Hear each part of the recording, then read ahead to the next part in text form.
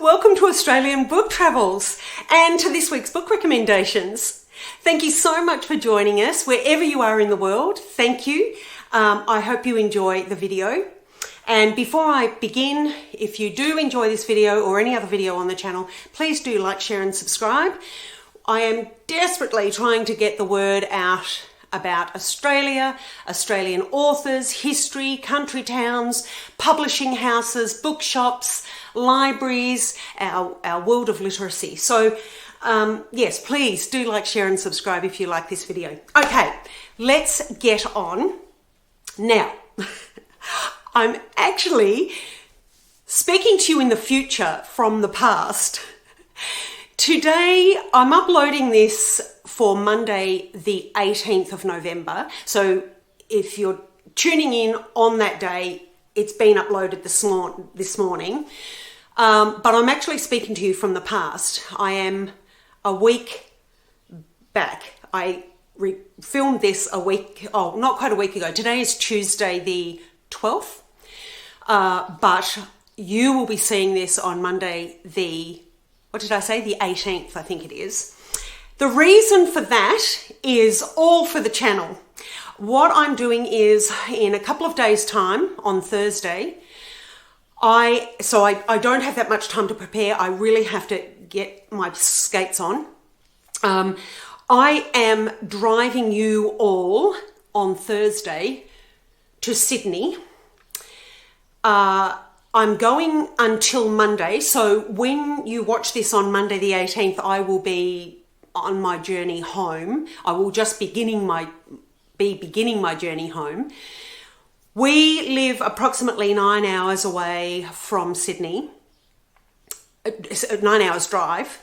So what my intention is, there is two authors having a book launch and conversation together, two of our really good authors, Australian authors, in a bookshop near Sydney.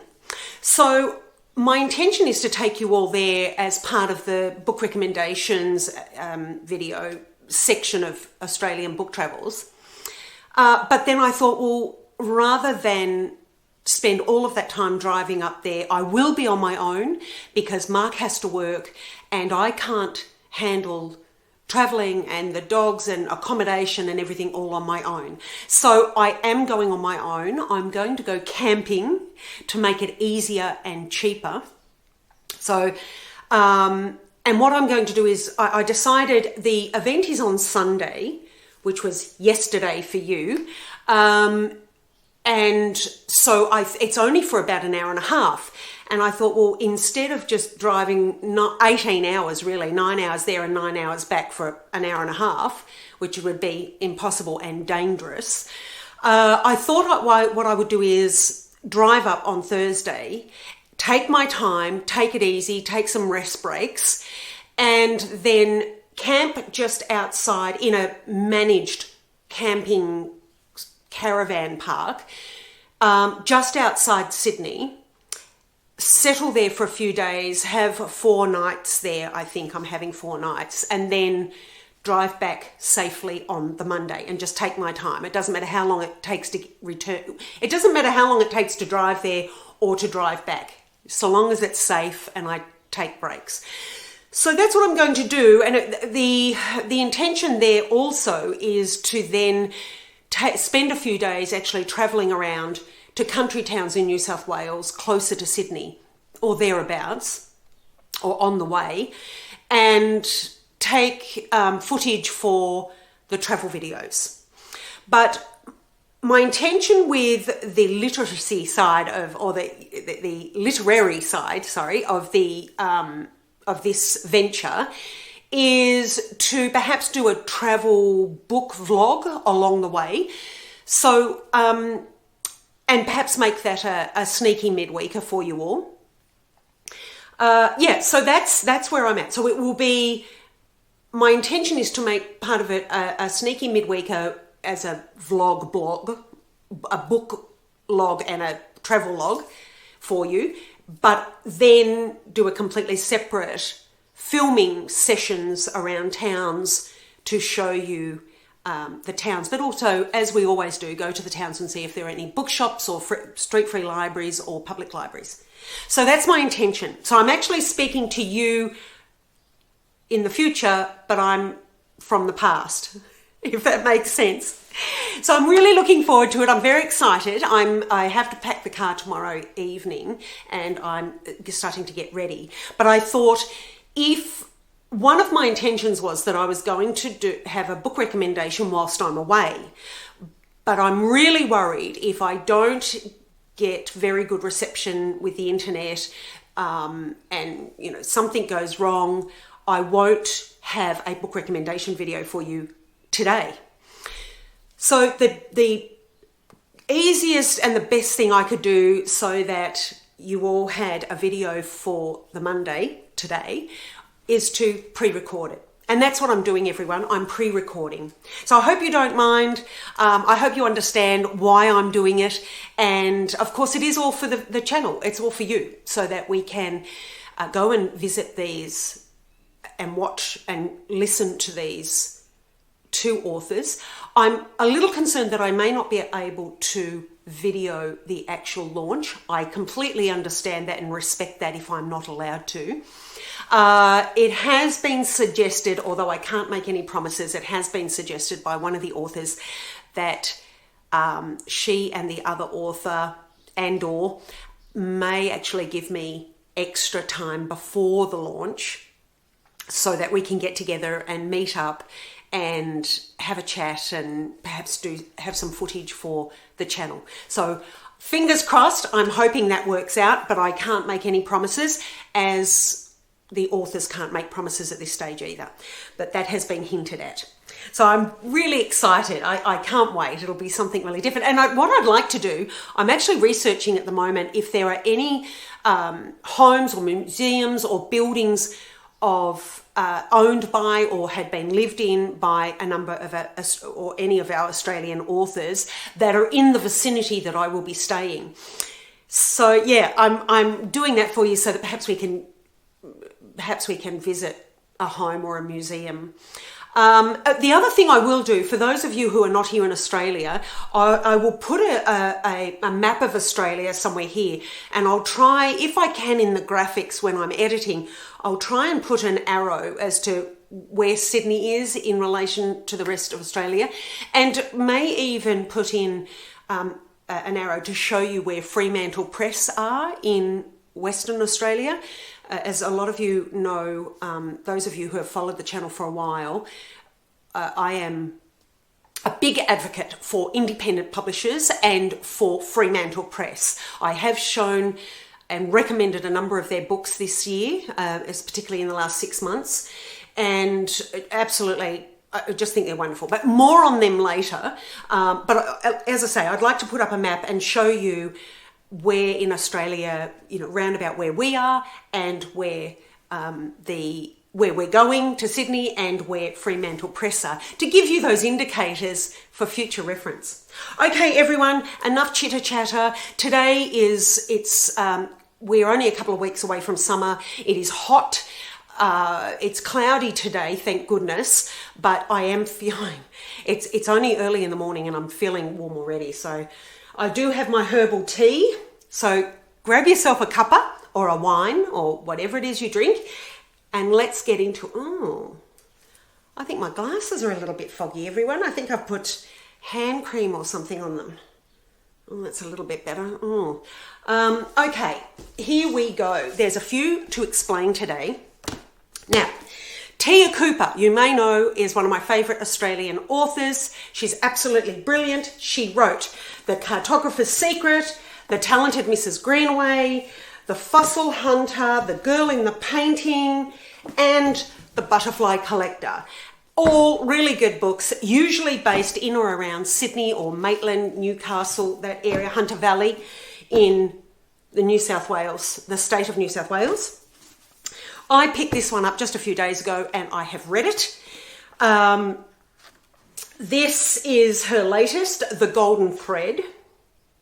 Now, these are usually published, and they are published, I shouldn't say usually, they are published by Harlequin or HQ Fiction, which is a subsidiary of HarperCollins. Sorry, I don't know why I said Harlequin. Not sure why I said that. HQ Fiction, but it's a subsidiary of HarperCollins. This is, I think it was 300, yes, 300 and, hang on, we have historical notes, so minus the historical notes, 326 pages. Tia Cooper did not disappoint. This is absolutely brilliant. It is, again, based in Maitland in 1889, although we do go back to the 1840s. The story really begins there, or part of the story really begins there. This is about Connie and her grandmother, Nell. There is a secret. That Nell has been keeping and has kept in the family to preserve the good name of the family. What happens is we begin where Nell, everything is normal in the household. Connie lives with her mother and her grandmother. There is a bit of a fraught relationship between the mother, who is the daughter-in-law, and the grandmother. But Connie wakes up one morning and Nell, her grandmother, has gone missing. So Connie is on the hunt for her grandmother, where she does find her, but there is a lot of mystery. So there is a mystery with Nell from the 1840s, and that has sort of come back to haunt her a little bit, or not haunt her, but it has created other issues. And there is also another mystery. Whilst they are trying to resolve one mystery, there is another. This was brilliant. Tia Cooper really gives you those social etiquettes and social norms in Australia, with those Australian nuances and idiosyncrasies in the 1800s. Because we had a lot of convicts, and then they were, really it was predominantly convicts, and then they became free people. They had their free ticket. And so I think I've explained to you before, a number of the policemen, a number of the police had been convicts at different times, because there were not enough men, free men, who wanted to be, totally free, had never been a convict, who wanted to be a police officer. So they, when the convicts had their free ticket, their ticket of freedom, they were then recruited, a lot of them, into the police force. That sort of discusses a little bit about the convicts here, because, as I say, it was predominantly convicts. Not wholly and solely, but it was a big portion. We were a convict colony. And so she talks a lot about the social norms and nuances and things. What we also get in this, which I really loved about this book, is she just talks a lot about how Sydney was at the time. Because, of course, Australia was settled by the Europeans, and then they built buildings temporarily, and then they were knocked down. And I'm talking here public buildings as well as private. And then mainly because, the scarcity of or the unknown knowledge, that's not right, is it? The lack of knowledge of where to source materials to build properly and for a good period of time. So we had these temporary buildings, say, as a courthouse, or sometimes they were pubs. The judicial system over here would rent out a room in a pub. And that became the courthouse for many, many years. So we had temporary buildings, and then they would either were deliberately destroyed, or they naturally, the wear and tear, they naturally became derelict and so forth. And then they built, once they had the knowledge of where to harvest the stone and bricks and how to make bricks and things like that, they then built these astounding buildings. So government buildings and homes. So in this we have a number of places in and around Sydney and Maitland, and I think she does mention Newcastle in here as well. But we have buildings that were the old government house, and then they had a new government house, but the old government house still stood. So yeah, all of those sort of geographical and places and areas that still exist today, and when they don't exist, or if they didn't exist and something exists in their place now, it's interesting to know what was there and why it was there and how it was used. Yeah, look, I failed to mention, it's always with Tia, it's historical fiction. So these elements of true history, but of course the stories is fictional. Absolutely brilliant. She hasn't failed. There are the those elements of intrigue and mystery, as I say, the nuances and the idiosyncrasies that were in Australia, particularly Sydney and Maitland at that time in the 1880s. Absolutely brilliant. I loved it. There were, one thing I will say, there were a couple of times in here when I thought, oh gosh, that's really, that was really naff sort of the characters to do that. Why did they do that? But then of course, because you're so involved, you place your beliefs and your feelings on the characters, and you think, well, why did you do that? That was so silly. But of course, you have to remember that there were social etiquette, and there were expectations in society that people would be decent, or that they would behave a certain way.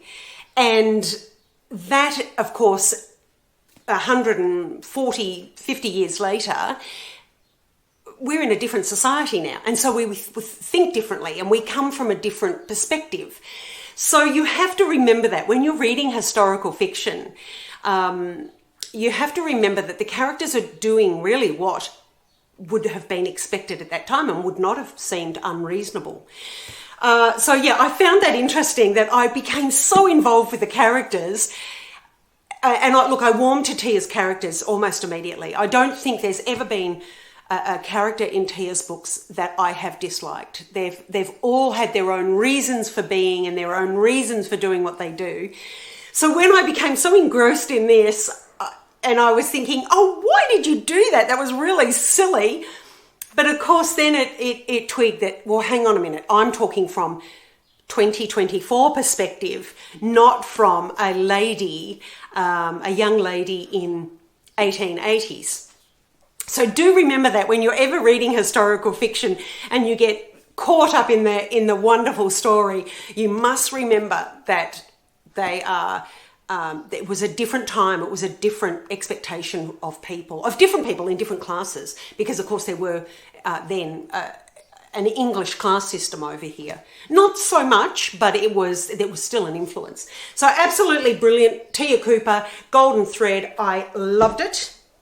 Now, I am into my Christmas phase, everyone, reading. I think I said that the other day.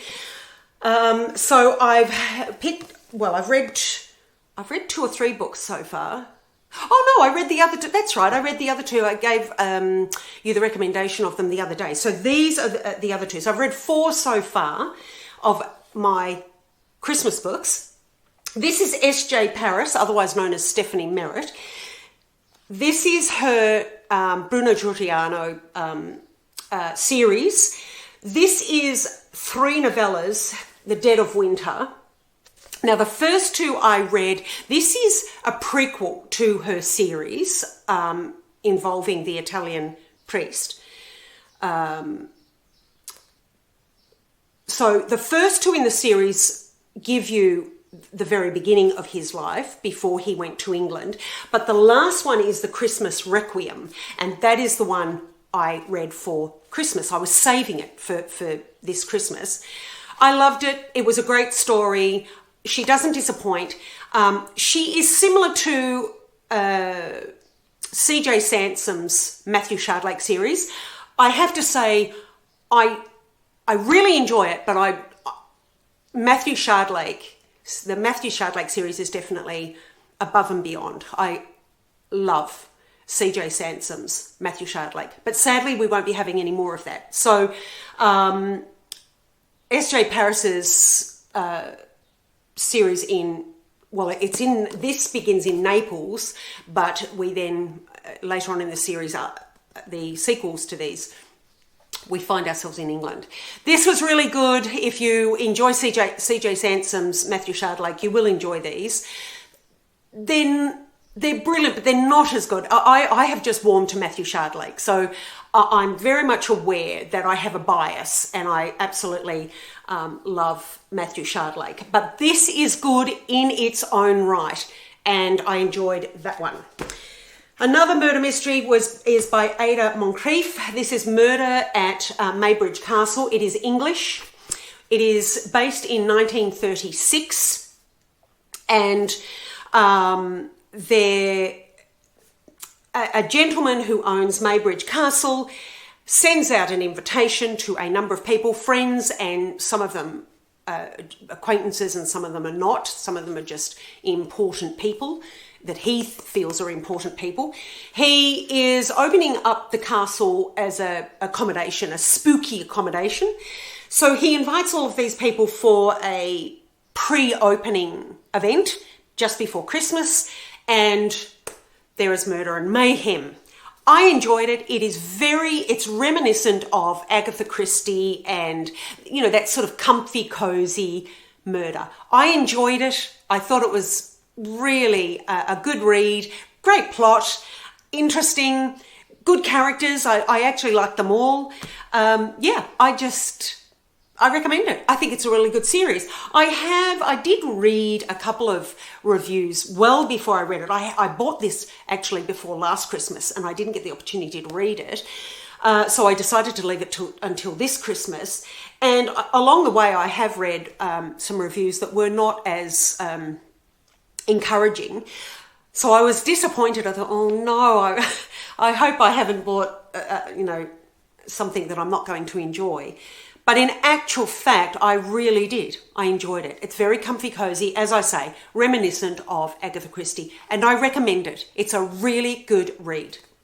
That's that one. That's Ada Moncrief, Murder at Maybridge Castle. There is a series. She has, I think they're all based around Christmas. There's Murder Most Festive and Murder at the Theatre Royal, but they are all Christmas mysteries. So I will be buying the other two for coming Christmases because I did enjoy it. I really did enjoy it. But it's one that the only seasonal reading I do is for Christmas. So I will purchase them, but I won't be reading them until next Christmas. Unless I get them in the next few weeks. If I'm able to purchase them before then I will read them this Christmas. But it was good. I recommend it. It's a comfy, cozy mystery. It's great. Okay, this last one I really want to discuss with you. Now, a few weeks ago when we went away to Northeast Victoria, and I was showing you around in the travel videos, I did a book recommendation in the courtyard of the historic pet-friendly accommodation we were staying at, and I recommended Australian author Melissa Ashley, The Naturalist of Amsterdam. Now she has that is her latest, as far as I'm aware. That's her latest. I think that was 2024. She is Australian, everyone, by the way, if I didn't say that. This is by Affirm Press, and no, this is 2023. So that was the one I recommended, and the one before that was released before that, again by Affirm Press, is The Bee and the Orange Tree. That's lovely. Now, the very first one of hers I read, and I think this may have been 2019, this one. No, 2016. So, gosh, that is a long time. That is a while ago since I read it. This is The Birdman's Wife. This was the first in this sort of not series, but in this collection of her books. They're all beautiful. They're all hardcovers by Affirm Press. Beautiful cover, and you'll understand why the cover is the way it is in a minute. On this one, on the actual hardcover with the linen feel, is this beautiful drawing. The other two sadly don't have that. They're just coloured. They're just a coloured hardcover with beautiful end papers, I might just add, but they don't have any drawings on them. Now, let me tell you about this because it then leads me into the book I'm about to present to you. So this is about John and Elizabeth Good, who were English. Elizabeth was an illustrator, a naturalist, a natural illustrator, mainly Australian fauna, but she worked Australian. She's most well known for her illustrations on particularly Australian birds, although there is other wildlife that she drew. They were from the 1800s. They knew, or they had dealings with Charles Darwin and a lot of the other more influential naturalists and scientists around in the early 1800s who came to Australia and discovered new species and so forth. Now, John Gould was her husband. They were a husband and wife team. It's quite a tragic story, but they met in England. He was also a taxidermist, fascinated by wildlife and birds. She was a beautiful illustrator. They married and they came out to Australia to discover new species, and I think they had their 8th child it may have been a 6th or 7th child they had on their way on the ship from England to Australia, and then had another couple whilst they were here. So they ventured around, and this is Melissa Ashley's novel particularly of Elizabeth, and how she was, of course, for those times, even though she was a stunning illustrator and wanted by a number of people to draw for them, she drew for her husband, really. In essence, this is the basic sort of story, but John Gould was really the one who was given the kudos, of course, as most of the men were then. It's just more recently that she has become renowned for her drawings and, a lot more famous. Now, as a result of that, Grant Lee Keyser, and I hope I'm pronouncing that correctly, he is an award-winning journalist and has written a number of books of Australian people in history of influence. So he wrote about Joseph Banks, who were some of the others? Reeby, hang on, I might find it out here. I think he had it on the back here. Lawson and Macquarie, Banjo, Mrs. Kelly, to do with the Ned Kelly family, Monash, Bert Hinkler. So this is his latest. I picked this up this week. I have only, as you can see, I haven't finished it, but this is historical. All right, so this is well researched. It has the connections between all of these people of the time, the historical, influential people in Australia at the time, the scientists, the naturalists, the conservationists, Darwin and so forth. This has, along the way, some of Elizabeth's beautiful drawings and etchings. There's one here. Oh no, I've just lost my page. Well, that doesn't matter. It has beautiful, her stunning drawings, absolutely beautiful. Now, let me just go back a little bit. I'll show you the end papers. Just absolutely stunning, as you can see there. And then the cover is just a lovely sort of sky blue. Now, this is by ABC Books, but it is ABC Books. Let me just read here for you so I don't get it wrong. It's ABC Books. Wave device is a trademark of the Australian Broadcasting Corporation and is used under license by HarperCollins Publishers in Australia. This is this year. I think it's only been released in the last month. you'll see the top of my head, everyone, because I'm just getting my bookmark I've lost. That's all right. I'll remember the page, I'm sure. I recommend this. It's absolutely brilliant. This is not just for people who are interested in birds. It's about their life. It's the hardships, the sadness, and of course some of the lovely times as husband and wife that they had with their family and their adventures together, her beautiful illustrations, his devotion to finding out more about nature, and of course the birds in Australia. I'm wondering if you can see that. I hope you can see the beautiful birds that are highlighted there in a very shimmery, look. I'm hoping they're all Australian birds, of course, and then the back. So you don't have to be a naturalist or a conservationist, or you don't have to love birds particularly, or it's a whole range of things. It's a love story. It's a historical events. It is about a wonderful illustrator. It is about an extremely an incredible couple, really, but an extremely intelligent, talented, robust, assertive woman for that time. This begins in 1804. I think it begins in 1804 from memory. My memory's not good these days, everyone, because I've had the birthday celebrations we had last week. I was really exhausted. Oh, okay, no, not 1804. This is 1838. I think actually Melissa Ashley's book begins in 1804. Let me just have a look, because 1804 is ringing a bell and I'm not sure why. No, fibs. I don't know why I said 1804. That's really odd. This begins in 1828, this one.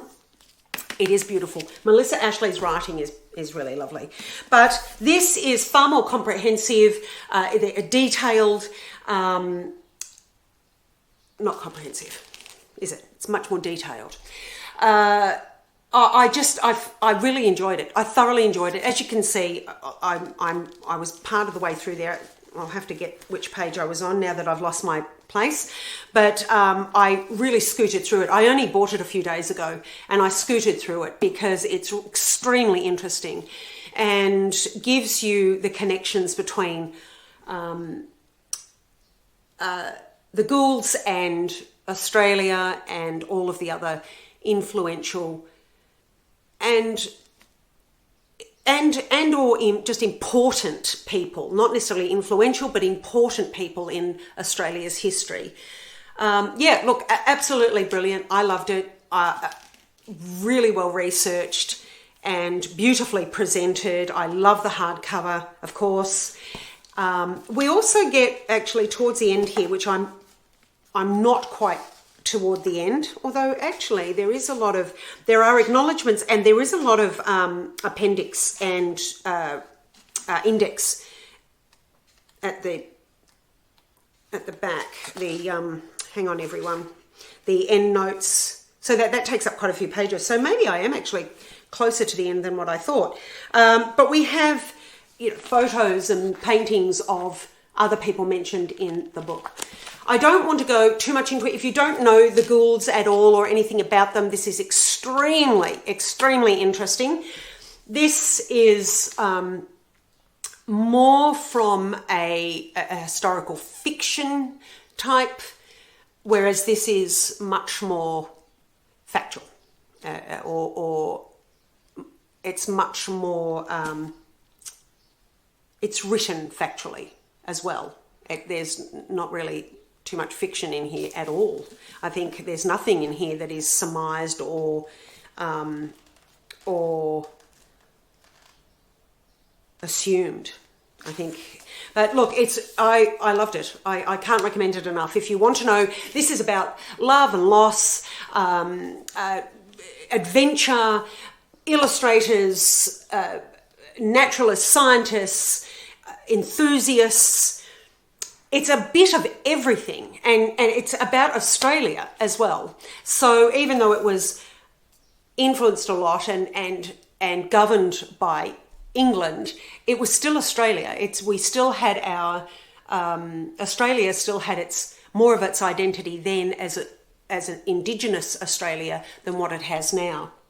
The other thing that I found really interesting in this is that Gould, maybe I shouldn't tell you this because I really want you to read this. I think it's a fantastic book. But Gould also makes predictions that a lot of Australian flora and fauna, particularly the wildlife, would become extinct. And he's not far wrong at all. So yeah, look, I really enjoyed I am enjoying it. I haven't finished it. I am enjoying it. I think it's great. You need to get it. It's only new out. I think it's been out a month. But if you want to know anything about Australian history or about birds or about paintings or way of life and social norms, social etiquettes, English influence over Australia, Australian Indigenous, Australian native flora and fauna, it's all of that and a whole lot more. It's about relationships and health issues. It's so much in this, as history is. But this really represents that and a whole lot more. I love it. I love the presentation and I love the story, and I can't wait to finish it. I recommend it. And I wanted to present it to you today before I finished it because I think it would be a beautiful Christmas gift. In actual fact, if you gave... look, I'm not a huge... I am a bird. I do love birds, but I'm not a taxidermist or a qualified naturalist or scientist. But I really did enjoy these two books about the Goulds. I really enjoyed them. They're both well written. They both give, well, of course, this has a lot more facts in it and a lot more information through the facts. But I enjoyed them. I thoroughly enjoyed both the writings. I think Grantley Kiesler I haven't read his books before. I don't think I've read any of his books before. There is a list here on the back, but I don't think I have. But I will be because I really enjoyed his writing. This is a lovely Christmas gift, or if you are thinking of buying yourself something because you're on holiday and you're at home and you're wanting to read a decent-sized novel, a decent-sized book, then this is the one. It's absolutely brilliant. So that's it, everyone. That's all I have for you today. As I say, I'm taking you away. So when you watch this, I will be driving back home from Sydney. And then in the coming weeks, I think we'll do a sneaky midweeker as the book travel vlog for you all. And that will incorporate some bookshops, and it will incorporate hopefully perhaps a discussion with the two authors. I'm not going to tell you which ones yet, but the two authors that who I'm going up to see. Yeah, so I'm excited about it. Hopefully it'll bring something a little different and new to the channel. Right. Thank you everyone for watching. I hope that gave you some thought. Melissa Ashley's books are always beautiful for Christmas if you can get any of those. I'm not sure whether The Birdman's Wife would be in hardcover anymore, but they are beautiful. Her books as hardcovers are all beautiful on the shelf. So a really lovely publishing selection from Affirm Press. And of course, I do recommend this. I think it's absolutely fantastic. Maybridge, Murder at Maybridge Castle, The Dead of Winter, if you are a history buff and you enjoy a bit of murder mystery or any sort of mystery. Tia Cooper, you know I love my Tia Cooper. She has not disappointed. This is fantastic. You will love it. And of course, any of her others that I've mentioned there that are... I think they're all still in print, so you'll be able to find them at your independent bookshop. And that's the other thing. I do recommend everyone, no matter where you are in the world, please support your independent bookshops, and help them survive, because we're in different places across the world. We're having waves. Some bookshops are thriving and others are not in other countries. And in Australia here, we're not doing as well as what I would like to see. I mean, if I had my way, I'd have a bookshop in every town, but that's That's me. Yeah, so yeah, please do. If you can, even if it's one book, just really try and support our independent bookshops and publishers. And of course, here in Australia, I recommend Australian stories. And I recommend them for you overseas. That's important so that you can get to know our Australian authors and our Australian stories. That's really important. And that is what this channel is all about. Okay, everyone, I will definitely see you on Saturday I will be around for the travel video on Saturday. I will be here next Monday, your next Monday, my Monday in 2 weeks. I will definitely be here for the book recommendation, and perhaps if I'm really competent, I'll have a sneaky midweeker, and perhaps our travel to Sydney as a sneaky midweeker for you. Okay, again, a reminder, everyone, please do like, share and subscribe if you have enjoyed this or any other video on the channel, mainly because we want to get the word out there. Australia is more than beaches, and it's more than sunshine. We have two cultures, two histories, fascinating, brilliant authors, award-winning authors, and beautiful history, beautiful architecture, stunning flora and fauna, sometimes dangerous, as we know. The brown snake is still around, everyone. We hear him. And in fact, the other day, Mark was working some mulch around the property and was hissed at. And luckily it was not Mr. Brown's or Mrs. Brown Snake, whoever he or she is, but it was a bearded dragon. So we did see the bearded dragon a number of years ago, but we haven't seen him or her for a while. So we're very pleased that he or she is still around, or it could be progeny, I don't know. But at least we still have bearded dragons. So this year, actually in the last few weeks, has been an absolute pile-on of reptiles. It has been the reptile sanctuary has Australian Book Travels. The HQ has been the HQ for the reptiles. So it's been interesting and really fascinating. Anyway, everyone, I will leave you. Enjoy, keep cool if you're in a hot place, keep warm if you're in a cold place in the world. Do enjoy reading. Please do comment. I really do enjoy conversing with you all. I love reading your comments. I love responding. I do spend a bit of time in the morning and in the evening to respond to your comments. That is my time of peace and gratitude. So I love spending that time with you to respond to your comments.